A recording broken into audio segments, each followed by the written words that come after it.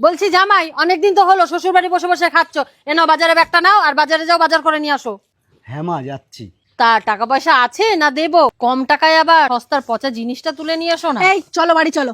মানে তুমি তো বললে কিছুদিন থাকবে এখানে।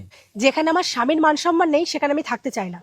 শোন মা, মায়ের থেকে আপন কেউ হয় না। আর এই যে তুই এত স্বামী স্বামী করছিস, আর এই ভিখিরিদের যত মাথায় তুলবি না তত পেয়ে বসবে, তাই নিজের হাতের মুঠোয় রাখ। ও আমাকে লাথি মারুক আর ঝাঁটাই মারুক সেটা আমি মেনে নেবো, কারণ ও আমার স্বামী, আমি ওকে পছন্দ করে বিয়ে করেছি।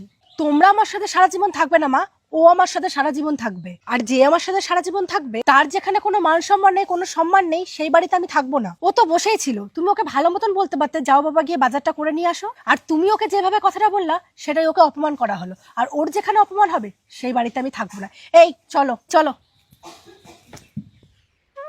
একটা মেয়ের কাছে তার স্বামী হচ্ছে সব থেকে বড় সম্পদ। যেখানে তার স্বামীর সম্মান নেই